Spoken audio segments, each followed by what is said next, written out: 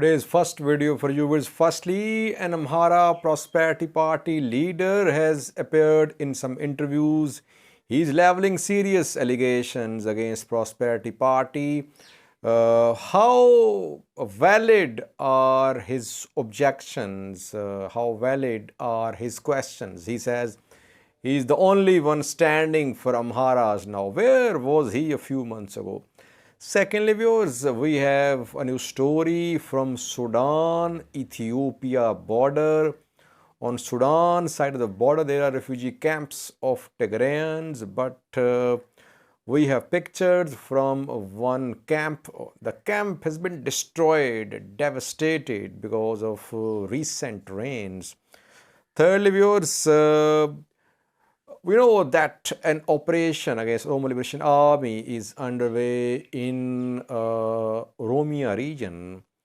What impact will this operation have on Amharas living in Oromia? We have one incident for you in which a farmhouse, an agricultural project which was being run by an Amhara and an Oromo investor was attacked. Property was damaged. What happened there?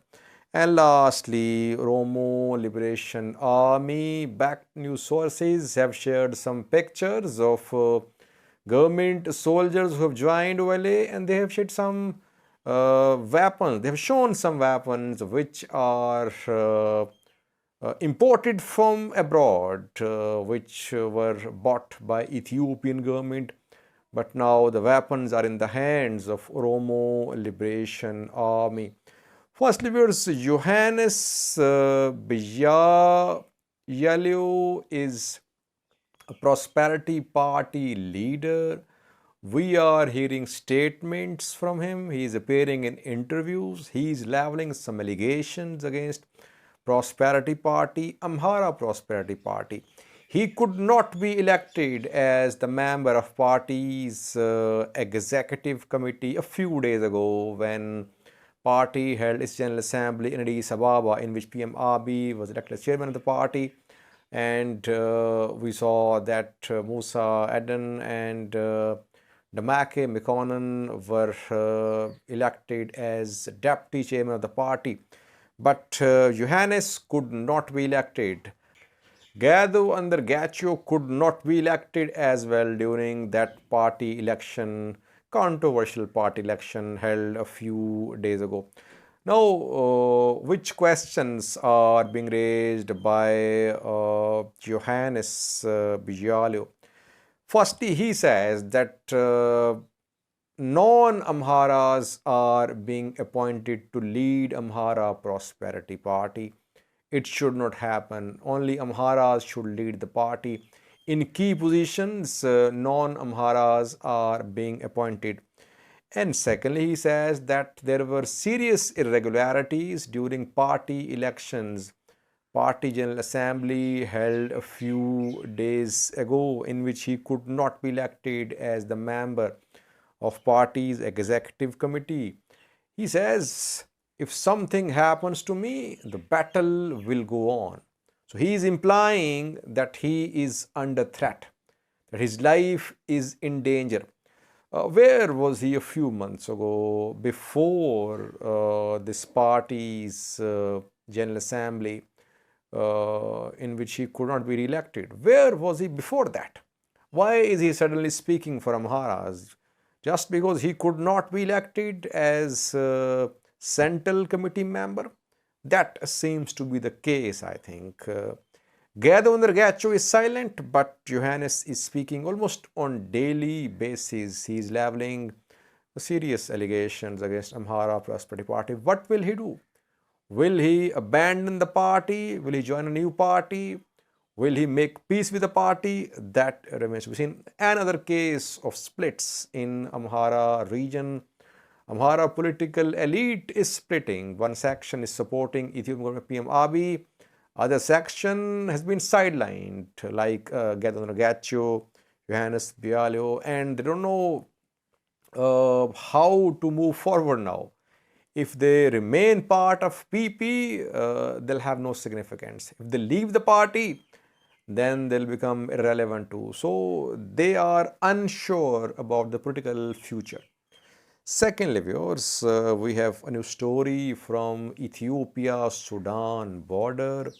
Heavy rains have hit some refugee camps there. We know that tens of thousands of Tigrayan refugees are at refugee camps in Sudan. When Tigray conflict broke out in November 2020, tens of thousands of Tigrayans crossed into Sudan and they are being kept at refugee camps. Reportedly, on the 7th of April, heavy rains hit the areas, especially Tanadba refugee camp was seriously hit. Reportedly, shelters have been destroyed because of heavy rains. These refugees, Tigrayan refugees, are going through a very hard time that they were in Tigray, war broke out, thousands were killed, displaced. Somehow they managed to cross into Sudan. In Sudan, they are refugees. They are dependent on aid. Here, natural calamities are hitting them. We can only pray for them. Let's pray that peace prevails. These refugees should come back to their homes in Tigray, where they belong.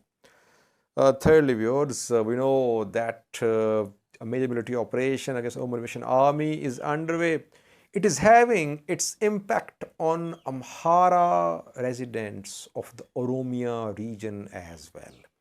If they speak in favor of this operation, then they become target of attacks from local Oromos. We know that Oromo Liberation Army definitely has some public support. No one can deny that. Yes, we're not saying that entire Oromia is behind OLA. No, we're not saying that. But since they are from Oromia region, they are Oromo, so they have some public support. We have an incident for you which happened in East Shiva zone of Oromia region. Name of the zone is East Shiva. District is Liban Kokala district. Here, an Oromo and an Amhara investors built an agricultural project. 25 hectares was the area of this vegetable and fruit project. And Ayino Huluka, who is an Oromo, Mole Maskara, who is an Amhara, these two persons built this agricultural project. Reportedly, a few days ago, Mole Maskala spoke in support of ongoing government operation against Oromo Liberation Army. What happened after that? After that, reportedly, the project was attacked by locals. Property has been destroyed. Though government forces have taken some action, 19 persons have been arrested so far.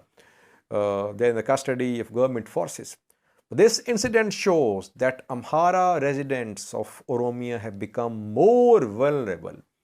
They were already vulnerable, and it was being accused that OLA fighters were involved in attacks against Amharas. Now, Amhara residents of Oromia will become more vulnerable. Oromia regional government will have to ensure the safety of the Amharas living in Oromia. This operation will have serious impact on Amhara-Oromia relations, especially if Amhara forces, Amhara militias enter Oromia. It could lead to further confrontation between Oromos and Amharas living in Oromia region. Lastly, viewers, we have some pictures for you shared by some OLA-backed news sources. The pictures show new government soldiers who have joined Oromo Liberation Army. We have shared pictures in the past as well. These are new pictures. You can see on your screen some government soldiers have joined Oromo Liberation Army. And secondly, OLA has seized some weapons in the past 3 to 4 days, which are not locally manufactured weapons. The weapons were seized from government forces who government imported the weapons for them. Some guns can be seen. These are reportedly Turkey manufactured weapons which were imported reportedly for uh, Ethiopian Republican Guards and other forces, but now several of them are in the hands of Oromo Liberation Army. We are waiting for some official statement from Ethiopian government, Ethiopian National Defense Force, Oromia regional government about the status of the ongoing operation. We are hearing claims from Oromo Liberation Army that it is inflicting heavy losses on government forces. Government is silent. We'll update you in coming videos about this ongoing major operation in Oromia. Thanks for watching.